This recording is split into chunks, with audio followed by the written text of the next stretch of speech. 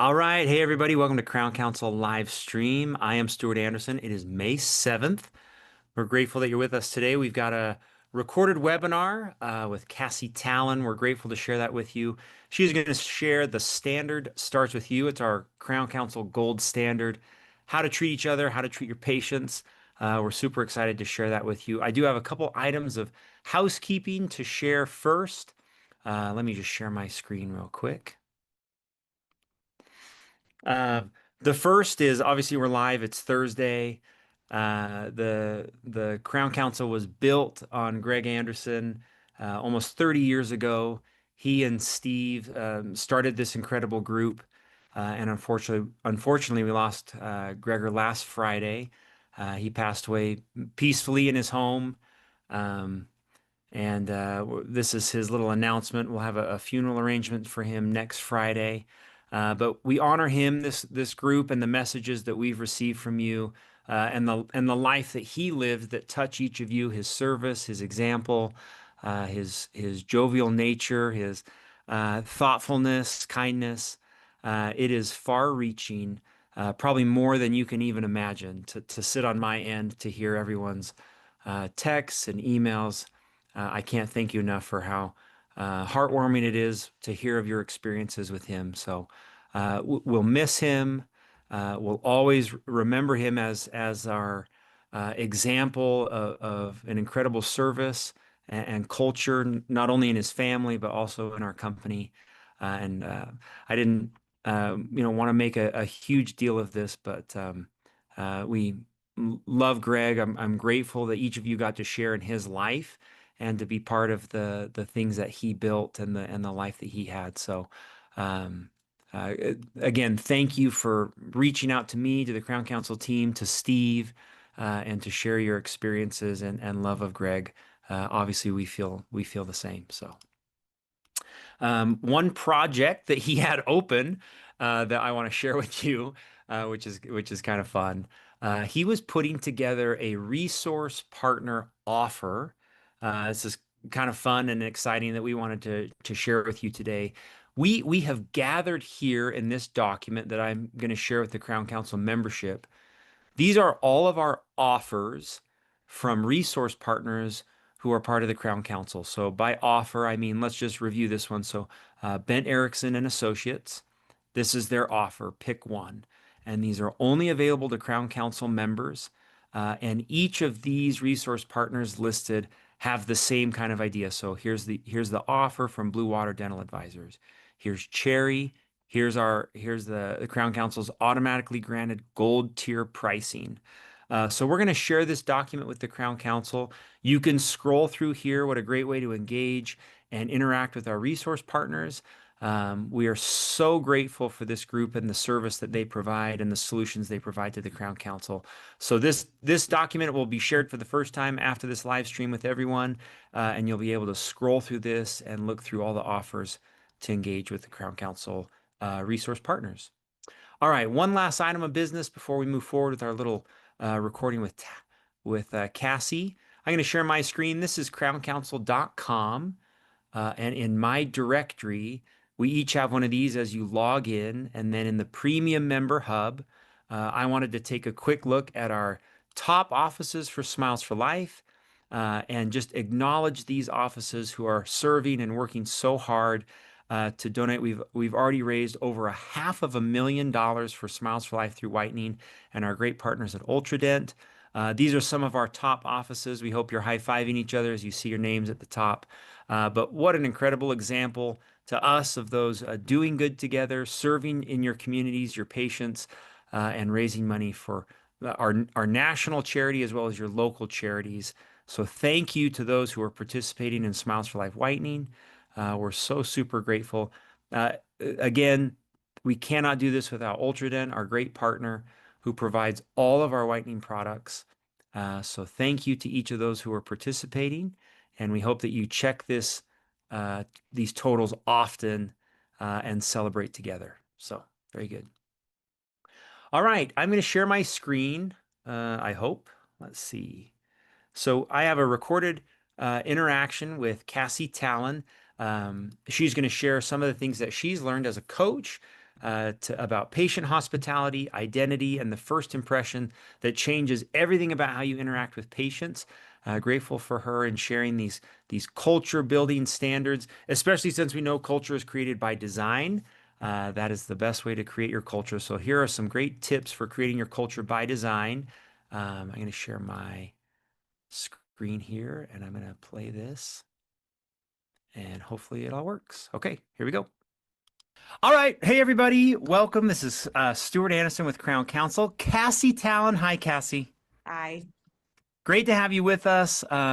We are grateful to spend an hour. I think we're going to spend an hour, Cassie. I don't know. I mean, we have been chatting for 20 minutes, all about teams. We've been talking about service. We've been talking about your most valuable asset, the people that you work with. It's very fun. So Cassie is joining us, the founder of Fractional Match. Cassie, I spent the morning on your website. You have had a life in dentistry. This Yeah. is pretty cool. I hope you talk about it a little bit. But Cassie is an absolute just everything that she does helps practices rethink the way that teams connect, whether they connect with patients, each other, even the community, which we just talked about a minute ago. But she is an expert in understanding in what makes teams better, what makes them thrive, breaking down how leaders can approach team developing, hiring, and just a more intentional way to serve each other and the community, which is what we're all about. Yes, yes, yes. So it's really fun to be with you. I'm excited for the next. We've had this in like we met a month ago. Yeah. Yeah. And so you put together some awesome curriculum for us today. I'm excited about. We're grateful to have you with us. Our goal today is to give you some tools, some actionable things that you can implement right away with your team to build a culture of success in your practice, which is what we're all about. So, hi, Cassie. That was a long Hi. introduction. Sorry if that was That's long-winded great. there.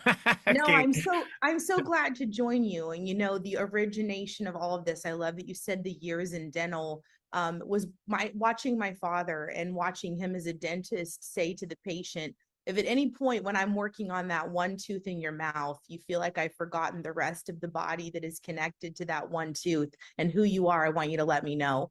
And he was a prime example for me in my life of what it meant to elevate customer service chairside. And what was funny is even though I didn't go into dentistry as a profession in the beginning, I landed there eventually. And the hospitality piece of my past with Hilton and Marriott and others brought me to this place of kind of synergy with my dad's methodology, great leaders in our industry that I've been able to watch and observe, and the hospitality background I had to say, like, let's bring something a little different to the table. So, right now what I would challenge is that, what doctors seem to forget sometimes when they're looking at those Google reviews. And in fact, you could use Chat GPT tomorrow to say, like, what does the internet say about me and my business? And what it would show almost universally is nobody really comments on your clinical care. They comment on the administrative aspects of your practice. There was billing inaccuracies. I wasn't greeted when I came in. The phone wasn't answered for me when I had a question. And what stinks about that for you as a clinician is that it's not a clinical failure. It is something that is a hospitality failure at its core. And so I just have a deep desire in my heart to come in alongside dentists and say, as clinicians, you have worked hard to get to this stage in your career. You provide quality care, outstanding treatment plans, and this hospitality missing component is oftentimes what is causing your practice to face a decline or a lack of new patients walking in the door because of what is being said about your practice from a hospitality failure and administrative failure. So 63% of patients right now, on a recent study that was just done through the ADA, are leaving a dental practice because they were not treated with quality of care. And they define quality of care related to all administrative functions, not the doctor. So if we really take that and break that apart, it means that we don't normally even know what's happening until that patient walks in the door when we're working on the clinical side. And many times when I talk to the doctor, I will say, have you ever sat in your lobby as a patient? Have you ever called in and had your wife schedule as a patient?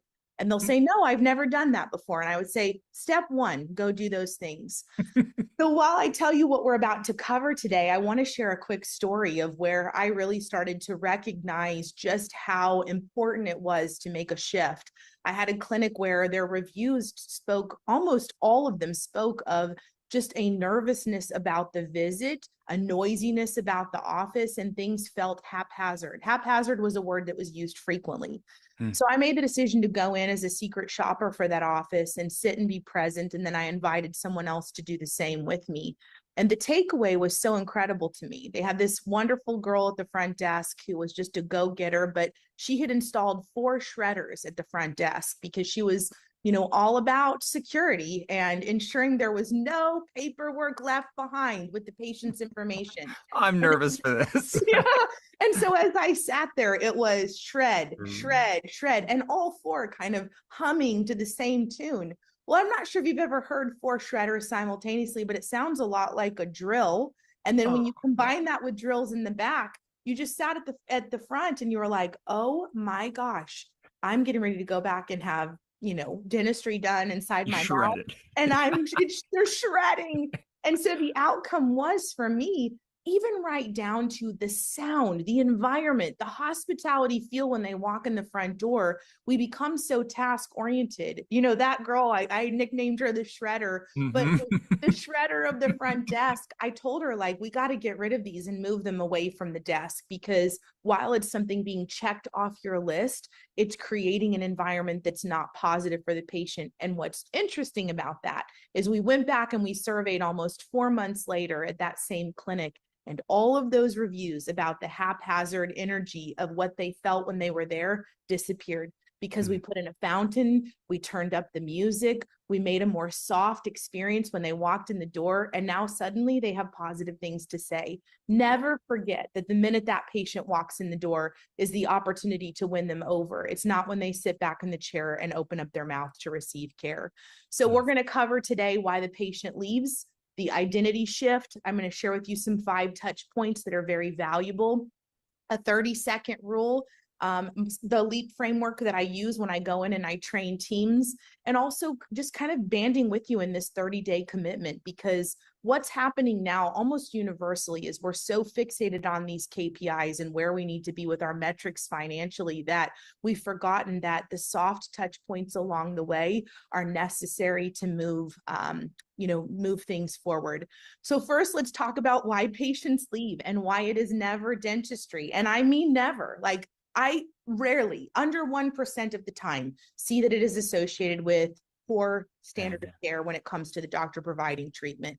So dentistry has a bigger opportunity really than any other hospitality brand, because we just don't get it right enough. And I'm going to start by giving you one word that I hope you add to your vocabulary right away, which is lagniappe.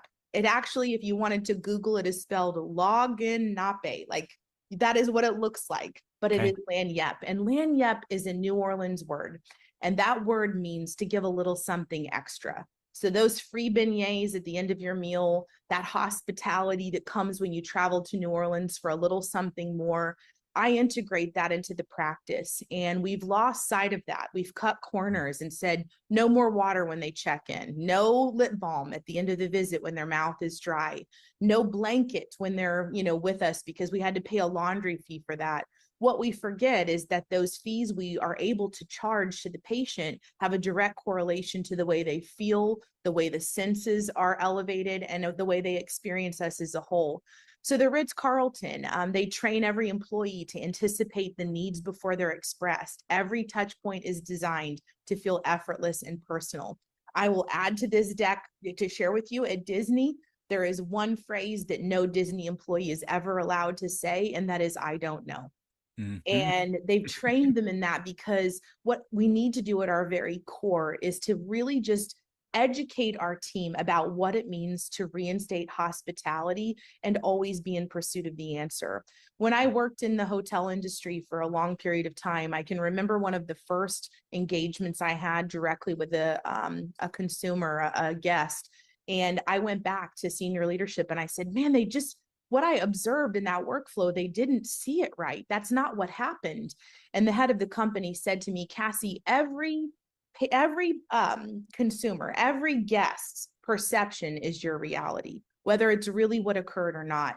And forever and a day, that changed my perspective because I had a recognition of the fact that what they perceive, even though it may not be accurate of what actually takes place, that is our reality. Right. So fine dining, they understand when you go that the pace, the exit, every moment has significance. Now, even in fine dining, I see where they introduce themselves to me and they actually will tell me a little bit about themselves as a server on a card. They have a card that says, I have 3 kids and this is why I have this job today. And I can't wait to serve you. Instituting that back into our language in dental is what's really critically important. And if you were to think back to dentistry even 10 years ago, we did those soft introductions. We knew when the family vacation was. We knew when the patient was getting ready to celebrate something special, and we recognized them for that. Those soft touch points are what keep us engaged as consumers. And in fact, I would say, as you look at this slide, think back over the last month of the instances when you had something that was a wow hospitality experience. I know you can tell me at least one. What's crazy about that is if you were to think back even 20 years ago, it happened so frequently, it was every day. You had a high level hospitality experience. Now, because it's not the norm, it stands out. And in fact, it invites you to become a long-term consumer or patient in those establishments because it is so rare to find. In fact, I kind of almost do like a step back when someone addresses me properly when I walk into a business, because I'm like, wow, this doesn't exist anymore and you have it. Way to go. So my goal is that it no longer is absent and that it becomes the norm again. And so really understanding that every patient is arriving with a level of anxiety. They're arriving with all of these fears of what what could happen next. And so patients do not leave the clinic because of what you did to their teeth. They leave because of how you made them feel while you were doing it. And that is the difference that you need to take note of today. So as we talk about feelings and what that patient actually felt when they were with you, it means that we eliminated the things that made them feel human. And so one of the things I will talk to you about first in this identity shift is, and Stu, this is a really good takeaway for them, is for the doctors, is right now you have turned on some form of automation inside of your clinic for recare, for treatment plans, or if they're due to come back in, and confirmations even. And what we did is we were so excited to have this feature to turn on because it meant one less phone call, one less human error rate, that we turned on systems that are deeply automated and robotic. So I don't know about you, but when my dentist texts me that I need to come in for a cleaning, the message says, our records indicate you are due. I mean, I that's not anybody That's not how you with. speak. That's not how you talk. Correct. I mean, do you speak to anyone in your life that way? Like, our records indicate that we haven't spoken via text in a while. It's great to connect with you again. Or, we send out a patient statement via text and it said, our records show a pending balance and you still owe this, right? I love to come in and have an identity shift with the language that we're using. And first and foremost, calling them by name. Hi, Cassie, we cannot wait to care for you again. It looks like you haven't been in a little while, and we care about the inflammation that can happen inside of your mouth. Click here to schedule a quick visit with us where we can keep you whole and healthy, period. When we send out a statement, one of the funnest things I love to do, and here's just a little gold nugget. Number one, an email goes out after the EOB pays to actually say what that remaining patient balance is. It's just informative. It tells the patient, hey, listen, great news, your insurance paid this, but there is still a little bit left over that's your responsibility. Now I send a text and it says, great news, our office has a way for you to pay your bill conveniently online. We still show a small remaining balance and your insurance paid this. Please click here to pay your invoice. One of the number one clogs of the phone system today is billing confusion. And I have practices all the time that will say to me, like, we just can't handle the volume of calls. And I'm like, right, because 50% of them are correlating to billing issues that could be resolved in the language you use with the statement you send. And so if we would fix those things at our core, it would eliminate the level of calls coming in. So let's talk about the identity shift now that you have a couple takeaways to no longer be automated in your messaging. We want to go from gatekeeper to guide. And Stu, I built this with this Crown Standard I idea love it. Yeah. specifically for you, because this is what you're all about. And in fact, when I meet dentists that tell me they're part of Crown Council, like I already put them at a different caliber and level than any other dentist because they're just quality people. So the two identities that we're faced with today, the gatekeepers that are reactive, they're calendar managers, they're filling the schedule. They close the call when the questions are answered. They're like, okay, great. And they hang up the phone Right. before they've Yeah. even really processed things with the patient. And in fact, I would say in that gatekeeper mode, what I hear the most is the call comes in and the patient needs to cancel, right? They can't make it to the visit. And the person on the other end, who's the gatekeeper, says, no problem, we'll get that canceled. Do you want to reschedule? And I'm like, no. Let's go ahead and reappoint. Let's be so hospitable that we cannot wait to make sure that they still get back in for quality of care. So what I like to do is transitioning them into the guide versus the gatekeeper and say, we're ready to serve before that call comes in. And I have something called mining the gold of the call to say when that patient calls in, even if they're just calling in to say, what time is my appointment tomorrow? I am looking at if they're due for recare and if there's an opening on the schedule ahead of their crown. Do they have a pending balance that needs to be resolved before they come in? Do I need to offer them additional treatment that's inside of their plan that they haven't taken advantage of yet? And just in a hospitable way saying, you know, Mr. Smith, I'm so glad you called. It does look like we still have that $15 balance from the last time that you were here. We will need to take care of that when you come in, and I don't want any surprises for you. It's because your insurance paid a little bit less than it needed to. Great. Now, guess what? I don't have to have soft skill training on de-escalation because Mr. Smith knows when he comes in tomorrow, he knows what's expected of him. And we also have done our due diligence to welcome him properly into the clinic. We're a patient advocate. I've changed the names in the clinics I work with to say patient care coordinators, names that are reflective of what we truly are supposed to do within our administrative areas and reinforce that. So when I say patient care coordinator, you'll hear me a little later on talk about this. I like to even change the phone script to say, hi, this is Cassie. How can I care for you today? The care component of being added into the framework allows the patient then to put out reviews that say, I can't believe how much they cared about me. Right, because we told you that we did. So really it's about building those relationships that drive loyalty. That means a connection code at the point of handoff of every single visit when they're checking out.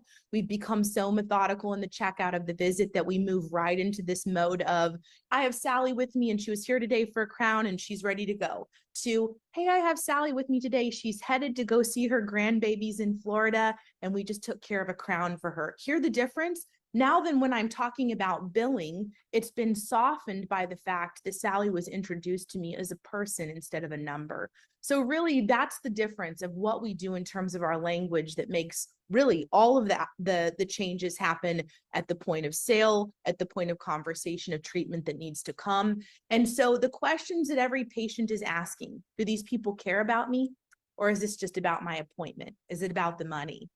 Is my time going to be respected? This is a big one, especially at a senior level. A DSO will implement something like, we have a 10 minutes policy or we cancel the visit. You're out. But yet the doctor consecutively runs 30 to 45 minutes behind. It goes away, right?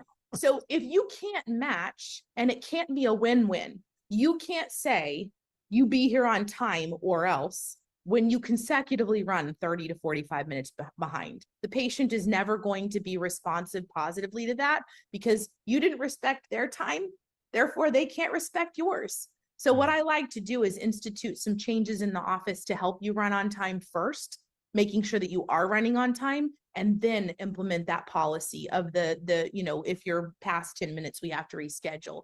Am I going to be judged or pressured? This last one is a big one. I want to pause on this for just a moment. I had an incredible conversation with Dr. Eric Roman not that long ago, and we talked about the transition that's happened with patients where they used to listen to the doctor as like the trusted voice. The dentist was the trusted voice. Whatever you tell me I need to do, I'm here to do it.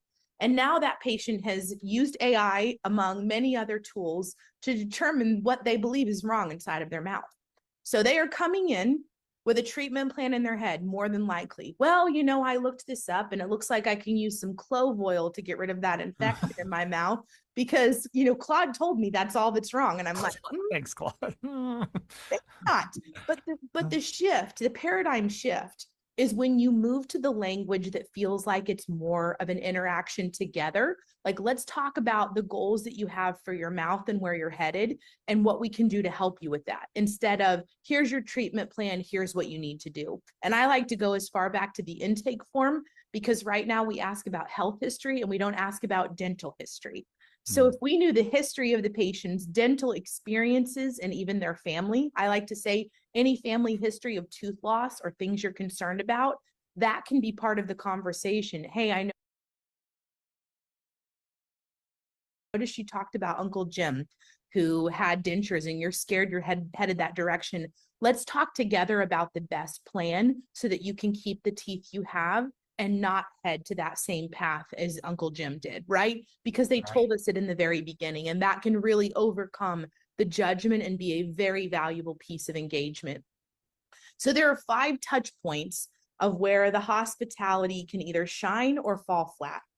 And so as I share these, I want to start by saying that first point of contact is everything. And Stu, we weren't recording yet for this call, but to share this story with you again of when that call happens to the office, the answering of it matters so significantly. And when the doctor calls me and they're asking, why aren't my calls being answered? I'm going to tell you a quick story of a doctor that brought me in with the intentionality of fixing that first point of contact, only for me to find out because a team member was willing to privately share that the ringer was turned off at the front desk so that they could watch TikTok.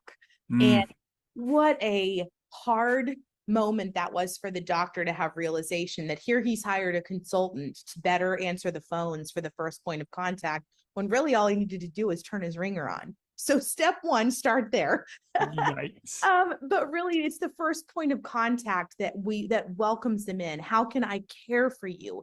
We've changed the language over the years to things like, how can I assist you? Or this is Cassie and this is such and such clinic. And then nothing, a silence, waiting for them to prompt something that follows. Let's tell them what we intend to do for them. Let's share that in language that's built with hospitality. Then as the patient arrives, I want to say that the very best thing you can do with a new patient, because often the desk is lower than the patient coming in, so they're looking down to us. I like for the team member, before they begin to do data entry into the system or prepare an iPad for that new patient, to stand up, shake their hand, and greet them. When you meet someone for the first time and you are being introduced to that person, even, do you just look at them or sit down and say good to meet you? You don't. You stand there, you shake their hand, you tell them it's nice to meet them. What if you did that? What if you stood up for that 1 second? Not, number one, it's great for your legs and exercise because you're sitting all day. So take as an added bonus for your health. But you know what? That pause of standing up to greet the patient means that you can't be task oriented in that 1 minute or less. It means that you are about the person. And so stand up at the point of arrival, make eye contact, tell them that you're glad that they're there and that you look forward to being able to care for them. I even like for my front desk to have enough knowledge about their doctor that whoever that patient is seeing that day, in that introduction, they're doing a pre-introduction of you as the doctor to say, Mr. Smith, it is so nice to meet you. Dr. Nick is an incredible doctor, and I am so glad that that's who you're going to be able to see today. Nice. Yeah. Great. So they don't know that he's a great doctor, but you get to tell them that he is, so that by the time the doctor comes into the room, I like for at least 3 touch points to recognize that fact about your doctor, and trust begins to be built for the receiving of the treatment. Then once they're in the chair, one of the worst things that I see that's happening today, because again, we're task oriented about what needs to happen next, is this is where the clinical care needs to meet human care. They sit the patient in the chair, and then the computer is behind the chair, and they walk behind the chair and begin calling out things from either the form or what's about to happen in the visit. And I'm like, so once the patient is in the room, you begin talking to the back of their head. So take a colleague and begin talking to one another to the back of each other's head. You can't see their face, and have them tell you something really important. Does it have the same significance to you? It doesn't. So what I tell them is two things. One, keep the patient upright. Don't sit them back and then begin critical conversation about the visit. And two, sit down in the chair and roll forward. Have direct eye contact, same level. Keep the chair lower. Don't raise them up to the roof in that chair, and then begin the conversation with the back of their head and say to them exactly what that visit is about for today. I had an office that was struggling with this tremendously. And by the time they brought me into the office, what I actually got to witness that day was tragic. They did not sit down and discuss with the patient what the visit was about. In fact, they were already set up and ready to go, leaned the patient back and extracted the wrong tooth. Oh, no. And I've only seen this a couple times in my Ugh. career. But what I said to them after this occurred, which this patient was like genuinely like gracious about it all. I don't know how or why, but they just were. But I said, do you realize all of this was avoidable if the reason for the visit would have been discussed from the time that they walked into the chair, walked in and sat down in the chair. And ironically, the patients had similar names, so it just was glossed over and not covered. But I really like for there to be an introductory piece. I even like to see Casey Cloud or other videos utilized as an introduction to that. So if the patient is coming in for a crown and core buildup, quickly have the video ready on the iPad and just say, Mr. Smith, let me just show you a little bit about what's getting ready to happen today. The doctor's going to come in and he's going to numb that area first. And then this is a little bit about what that treatment looks like. I don't want you to be nervous. Our patients, most of them experience little to no pain at all, even after. Raise a hand if you're feeling anything during the treatment so that we can numb you a little more and ensure that you're happy and comfortable in the setting. Those are the things that make a difference, and we don't ever say it. And we're so caught up in the tasks. So moving that step forward in a direction that connects to the patient is so critical. And then that close at checkout, you heard me share it. It's the handoff that matters, and the way we recognize them with a human touch. Talk about their life. Ask them one question. I don't care if it's that they had on a handmade sweater from their granddaughter. Make it something of value that makes them connected to the office. You are not running a Profi mill. You are not running a restorative care Jiffy Lube.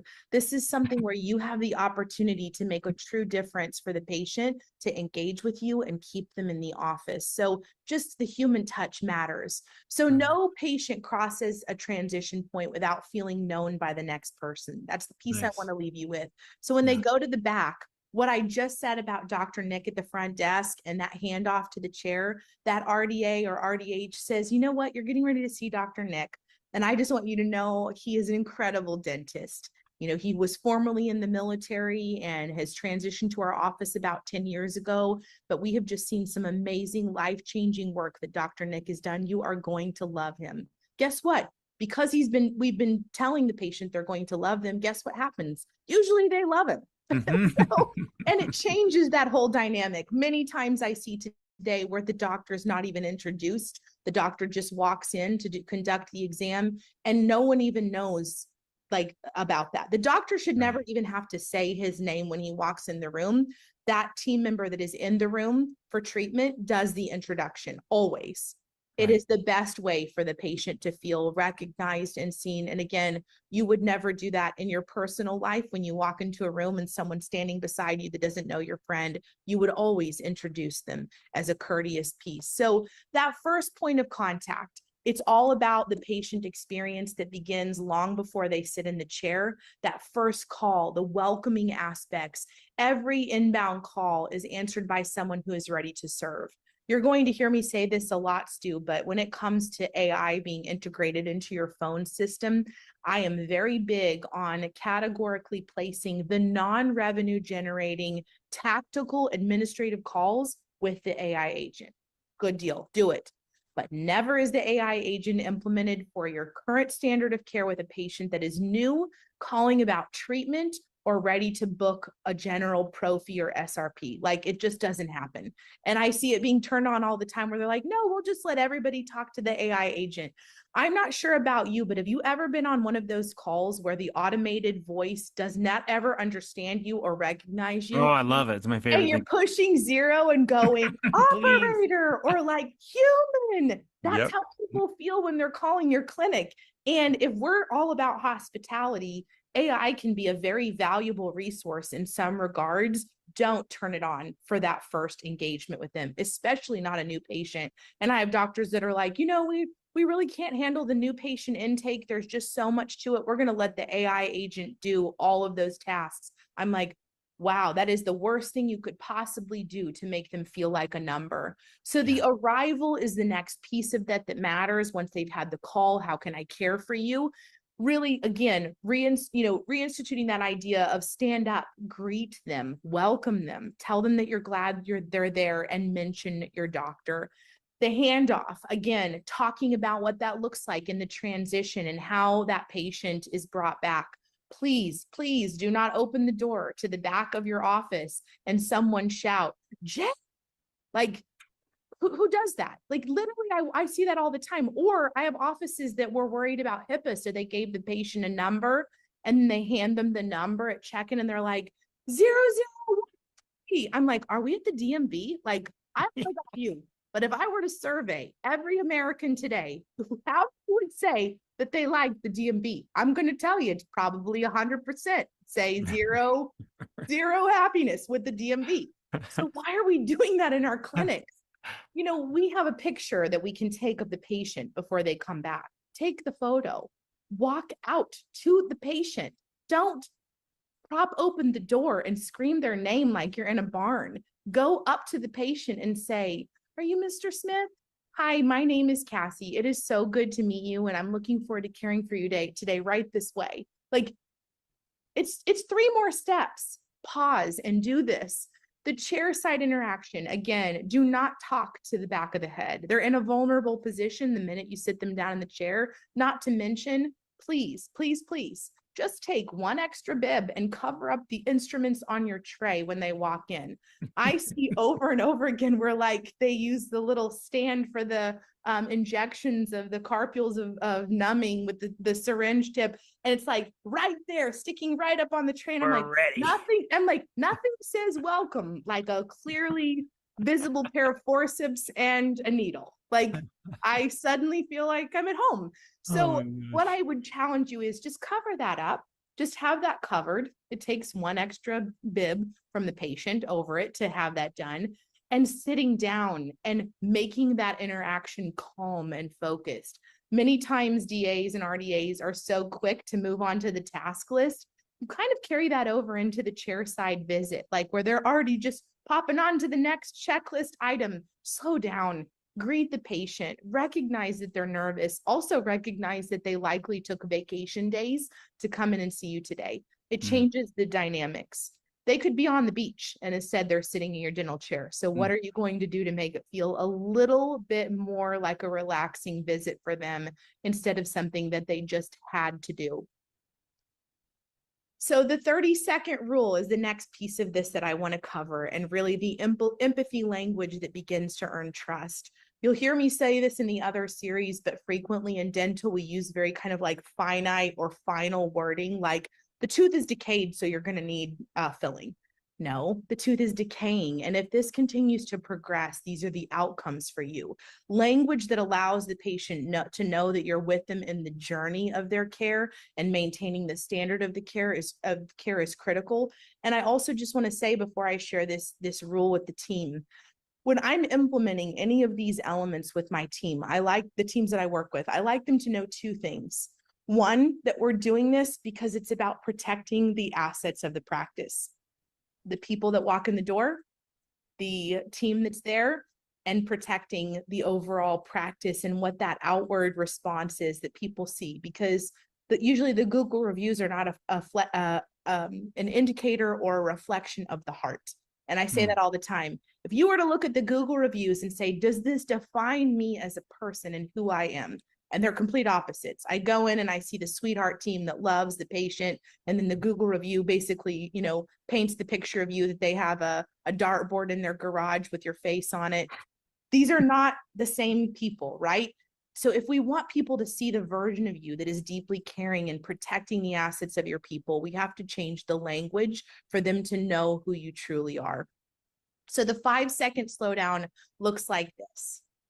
I challenge you to take one full breath before you say everything to the patient.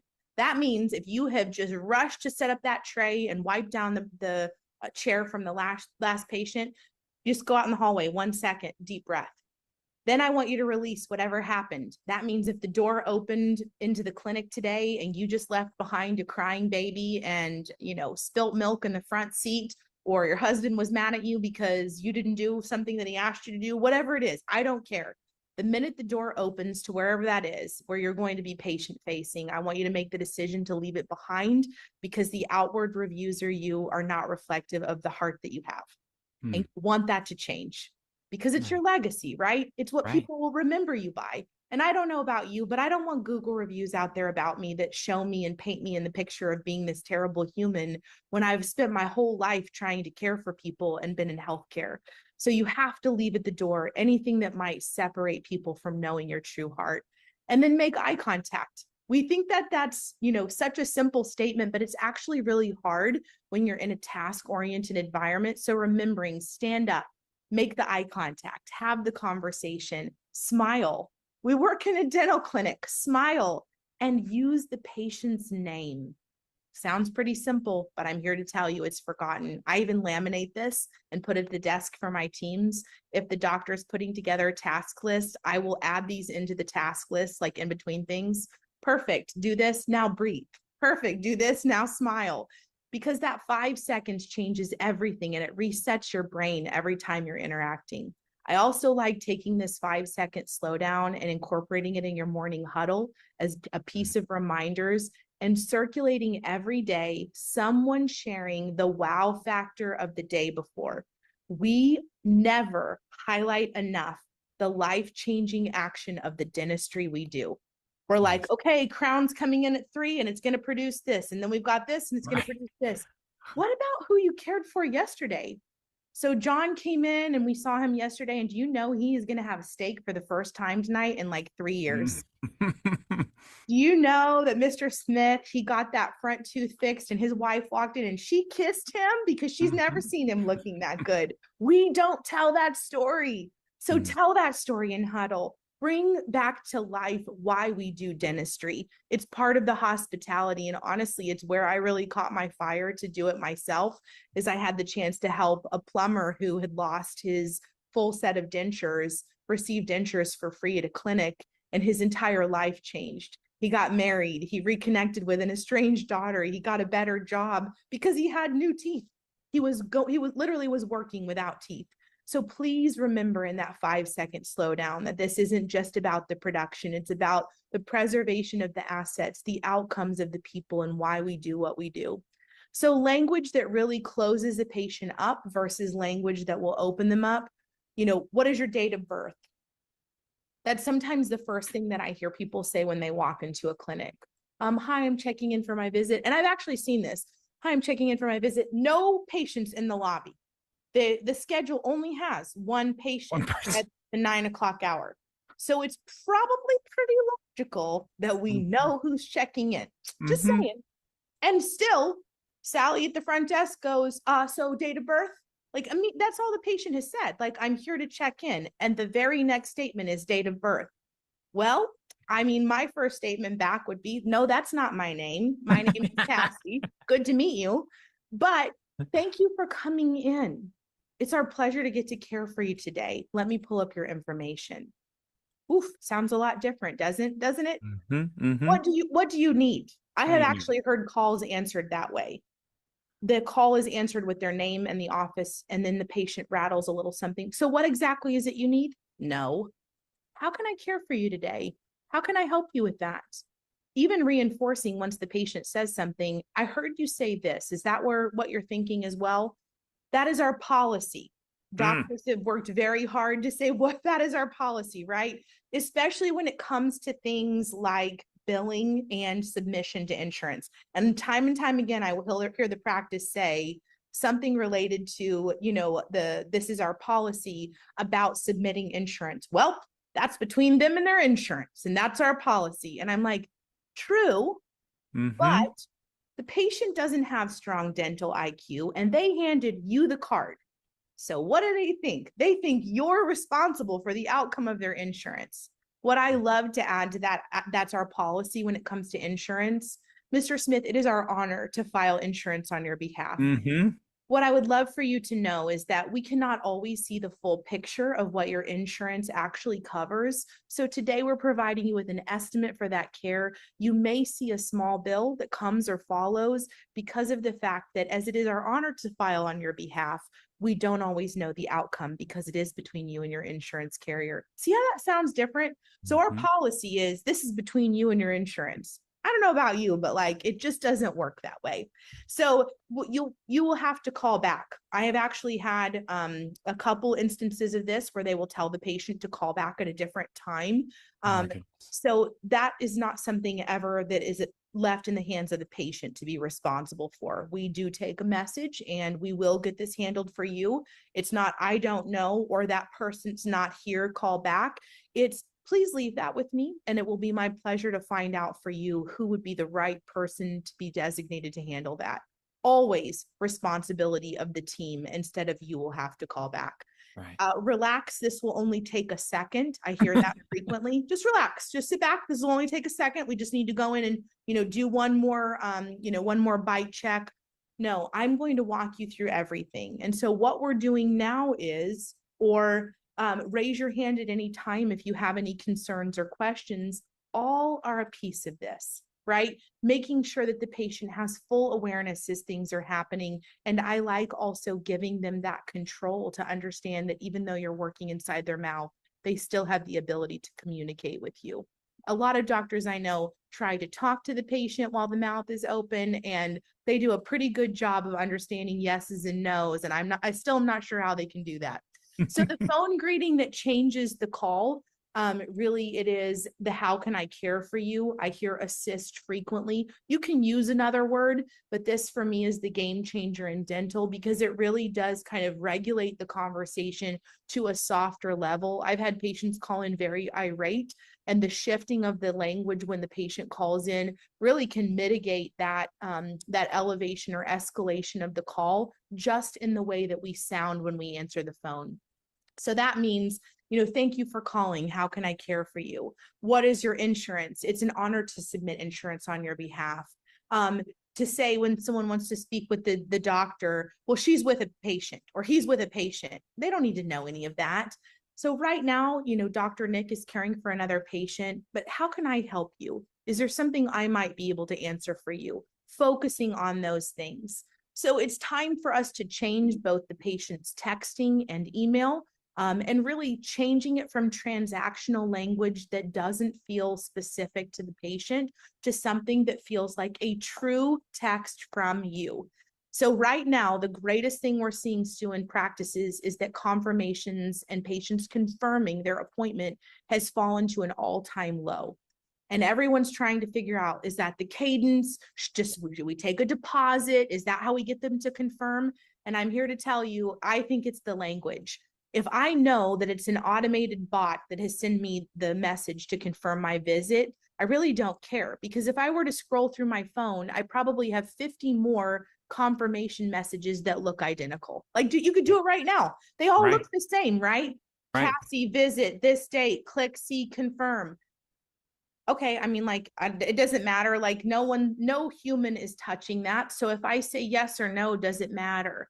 The difference is when I start with a warm greeting and I tell them about, respecting of their time and the doctor's time, and we allow them to engage differently. So customized care built for you. It is our honor to care for you. Language being woven into the very framework of even your confirmations makes the patient feel that they are getting a human touch instead of an automated touch.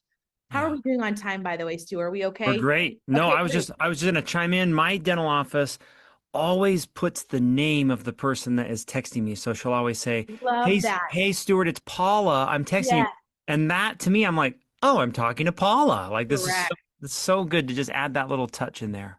Yeah, and isn't it funny? You feel inclined to respond Hmm.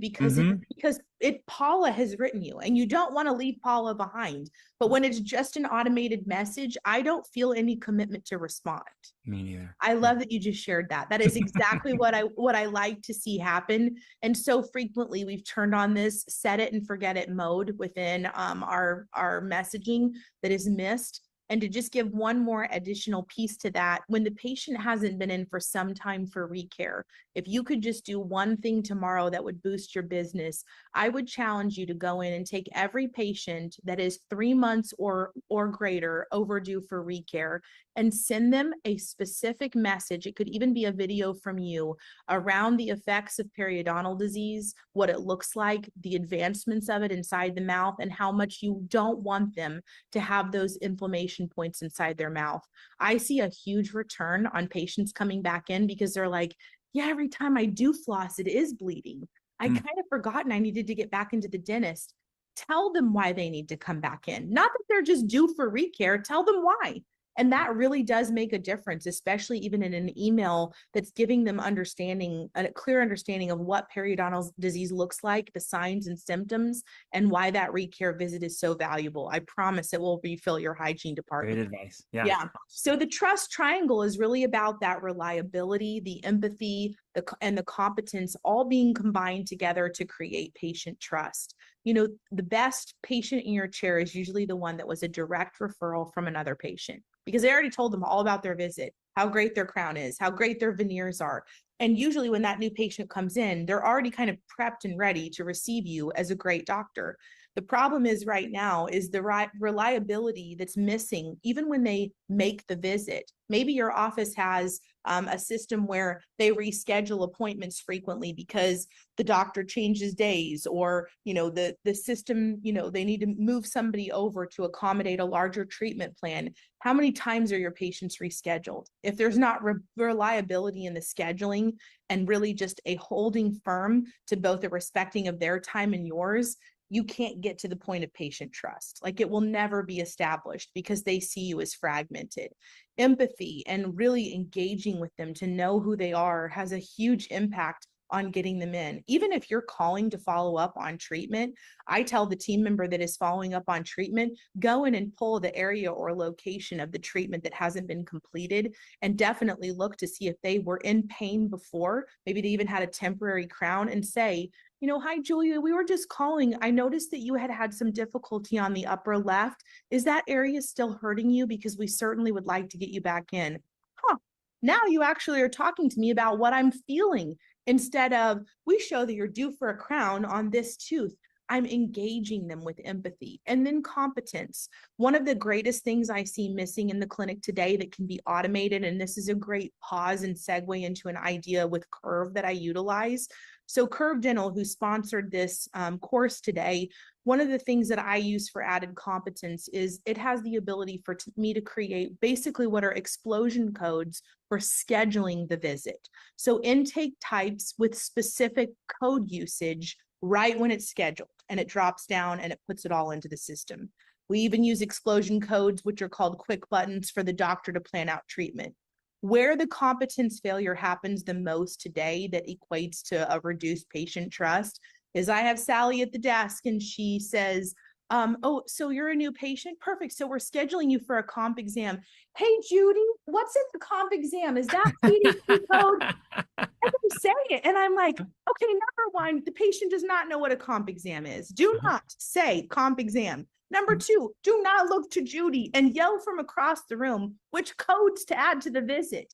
This is part of your competence. And I'm telling you, whoever is on that call with you is like, okay, they're a little squirrely. They do not know how to schedule me. I wonder if this is a good dentist. Oh my goodness. So this exists and it's real today, and it just has to end. We have to do a better job with competency, even around scheduling. So no shout outs during the call. And by all means, do not tell them, like I literally have heard on the calls, so you're calling to schedule a comp exam?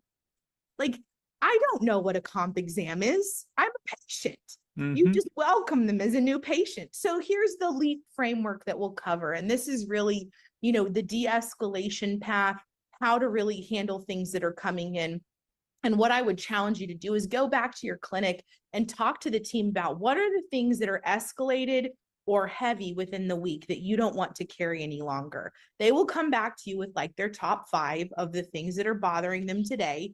And often out of the top 5, many of them can be completely eliminated, like changing your billing language and actually sharing the EOB that paid on the claim before you go after collecting more money. And billing really is our number one issue today that I see the greatest problem with. So de-escalation becomes a critical piece of that. So here's my 4-step structured response that I want to leave you with to be thinking about. It's crazy that in today's age that we have to say this, but you really do have to listen. You can't be prepared to respond with what you think they know. I also would say if this is a billing question, there is something very valuable in saying, you know what, Mrs. Jones, please allow me to investigate this and return your call once I have clarity on this for you. There is nothing wrong with doing that. I see offices all the time where somebody's like, well, you know what? Let's just go ahead and get your insurance on a 3-way call with us, and we will just sit here all together and figure it out. Meanwhile, every new patient can't check in, the doctor can't check out, and you're sitting on the 3-way call in the middle of the day trying to answer an insurance question. That's not the way I would de-escalate. I would say, let me investigate and let me come back to you. Don't be so quick to be the fixer, but listen first and gather information. I would acknowledge, even what they're saying, even if it's wrong. Well, that makes sense. Let me do a little bit of a deep dive on that for you and come back. Ask a question of them if something else happens. Like, for instance, the patient was delayed because the lab did not send the crown in time. Well, I'm so frustrated because I only had this day off. You know what? I heard you. I did notice that you normally book on a Tuesday in the afternoon. I am able to move something around with the doctor's schedule to accommodate you on that same day and time. Will that work? Making sure that you're being proactive in measures that match the patient's desired needs and response. And really, it's not about a policy. It's not about a lecture. Many times I will hear the office say, well, that's just our policy. Or, Dr. Nick really doesn't like that, so we can't do that. And I'll be like, maybe Dr. Nick said that in huddle, but I don't think he wants the patient to know that. What I think you need to say is, thank you for this information. Let me investigate that and get back to you with a timely response. Collect your information. And I had a great boss tell me once, and within 24 hours, the way you respond looks drastically different than the way you would respond in the instance or moment of it happening. There is nothing wrong with letting them know it's going to take me 24 hours to investigate this claim and respond back to you, but I promise you, I will get you the answers that you need. So just be aware of those things. So each step, it sounds like, and we'll share this presentation so you have access to this, but some examples of what you might hear and see about someone being angry calling in and how we de-escalate that conversation. Again, communication is everything, and the way that the patient feels in that instance is about giving value and credibility to the clinic that you are knowledgeable enough to be in pursuit of the right outcome for them. And you're not about proving a policy or, again, saying to them, well, your insurance just didn't get it right, and that's between you and your insurance carrier. No, it's not. It's between all of you because you also received the card. So you have to be able to follow up on that. So the 30-day commitment that I really want to leave you with is changing one phrase, one behavior, one metric. And really the outcome of all of this is the metric that I see time and time again improve is the PPV, the production per visit. And the reason why it improves is because when the patient trusts you, when they know you and they have felt valued, they lean into what it is you have determined is the best outcome for their oral health. They lean out completely, and the value of the visit diminishes completely when they feel that they are not a priority. They're a number. You called to them from the barn door. Because what happens next is they are thinking and equating everything with money, that you're just looking for more money from them and that you are a number. And it happens every day. So 5 questions to sit with before you leave with me today. If you secretly shopped your own practice today, calling in as a new patient, what would you hear? What would you feel? Would you feel valued? Would someone sound rushed when they called you on the phone? Hmm.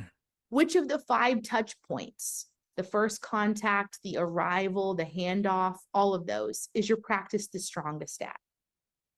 I think you could tell me right now if you thought about that, where it's the strongest. And many times where I see it's the strongest is when they get seated back in the chair and the doctor walks in. I have seen time and time again doctors that are greater communicators than I ever thought that they could be, because I believe that, you know, you as dentists have evaluated that that is not always your strong suit, and you've worked extra hard to connect with the patient because you know it determines the outcome of treatment. So I would say the one that needs the most attention is most definitely, in every instance for me, has been the front desk.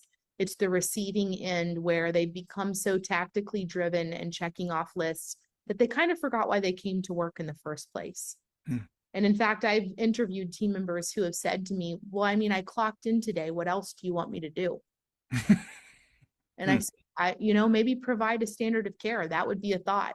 And truly in that, we have gone from, Stu, an A+ employee to a D- in many clinics, not because we've hired incorrectly, but because the hiring pool is so deficient of the A+ employee. So I would challenge that the hospitality people that have left, you know, from a hotel would be a great hire for your front desk, because they understand how to balance tactics with empathy and hospitality driven care. What exact words is the front desk using when they answer the phone? It's now time to rewrite that guide and change the language and talk to your team about it. Talk to them about that method that I shared, the 5 seconds of just the quick breath, right? Quick breath, smile. Have you ever like recorded yourself on the phone smiling and talking versus no smile and talking? You actually sound happy. Isn't that crazy? That's the challenge, right? Is to smile even when you pick up that phone, because the smile exudes that same level of hospitality through the phone to the patient and they feel it. What is one behavior in your practice right now that reflects that Crown standard that we established in partnership with the Crown Council? What is one behavior and what is one that does not? And I recommend in every instance of the questions that I'm asking you that you always think of that one positive first, and then how you're going to bring it into the layers of the other aspects of your clinic, because you're doing things right. There's just a few things that are keeping you off kilter or creating those negative reviews that are due to take a look at. And then the last one is, I want you to think about the last patient who left without returning. What do you think their experience felt like at every touch point? I'm not talking about the patient that just left and they were angry about their bill. I'm talking about the patient's entire continuum of care. And too frequently, we become cause effect in dentistry and we think about the patient who left and we're like, oh, well, they were mad about their bill. Okay, well, yeah, that's probably really true because they posted it all over Google and then it was on Yelp and every other channel they could find. But let's go back and think about that whole continuum of care, every touch point before they left the clinic that did not make them a raving fan. It wasn't just that the bill wasn't explained to them. It was that that patient was moved twice in the schedule when you look back. I like to go back and actually click and look at the history of the visit. And I can see that they were moved, or I can see that the communication and the reach out was disconnected with the patient. It was, you know, stale and not engaging. I listened to the call of when the patient was received in, and sure enough, they're shouting in the background, what was the CDT code for the comp? Like, that patient had that whole experience. So yes, when the bill was not correctly explained to them, they did respond with a very negative review, but there were a lot of things that led to that. So this is really what I want to leave you with today, give you this challenge and just say, Stu, like, for me, what Crown Council represents, what you preach and teach every day, this for me is just an extension of that. And as I told you, this has been a life passion to get practices back on track with the standard of care and really looking at things that you may have set and forget, and, you know, going back and saying, does this actually communicate that we care about the patient? And if it doesn't, how do we change that? Yeah, I love that. And, you know, for years, I've participated in Crown Council humanitarian trips. Yep. I'm not a doctor. I don't speak Spanish. And there's this interesting dynamic that takes place where I'm like, hey, let's get through as many patients as we can. Let's see as many Dominican people as we can. Let's get this. And our incredible team leader is always like, listen, as much as you want to think that we are here to treat teeth, we are here to treat people, to make them feel that they're loved, that they're cared about, that someone came here to who's concerned about them. And I'm like, that same standard of care should transfer to our own practices that like your dad said, Cassie's like, Yeah. there's a person Whole attached to, body. yeah, there's a person attached to this tooth. And it's like, hey, if anything doesn't feel right about what I'm doing, I'm concerned about you as a person. And I think that as the standard of care is an incredible place to start is what actions are we doing like you said that don't relate to that. I hate to use medicine as a bad example, but everything that like the medical offices that I go to are doing is like the worst example It of is. caring for people's true health and needs. So Yeah. um, this is so fun. I was absolutely I just love I was sitting here thinking about my own doctor and Yeah. my own experience at my dentist and so many just the fun interactions that I have with Dr. Hammond and his practice. So thank you for Of course. being here today. Grateful for you. Anything else, Cassie, that we missed, like follow up or things that Crown Council doctors could do? I know that Curve sponsored us today. Yeah. I'll leave information for Curve, our great resource partner, to connect with them. Anything else in conclusion? I would just say make sure that whatever you turn on in terms of AI integration or even migration to Curve, Curve does a great job of this. Make sure that those touch points with the patient are saved in one central place. There is nothing better than being able to see the history of communication within the patient chart because it's not fragmented. And many times right now, I see doctors signing on for additional ancillary vendor opportunities where there's 3 or 4 logins before you can find out, oh, I guess we did send you a bill and this is what it looked like. Just make sure it's centrally located, whether it's Curve or something else. Curve does a great job of it in terms of community, communication integration. But those pieces actually are what make you look professional to the patient instead of, I'm not sure how we sent that to you, or I don't see where we spoke to you about that. Let me log in over here. And really, that disconnect of who communicated can be a very big problem. And again, I've even heard in offices where they'll put their hand over the receiver and go, did anyone call Mr. Smith? And I'm like, oh, don't do it. Don't put them, the hand over the mouth. They still heard you, the hand over the receiver. So just integrate the communication so that every time you speak to the patient, everyone has awareness around what was said. Cool. Thank you, Cassie. Yeah. It was great to be with you.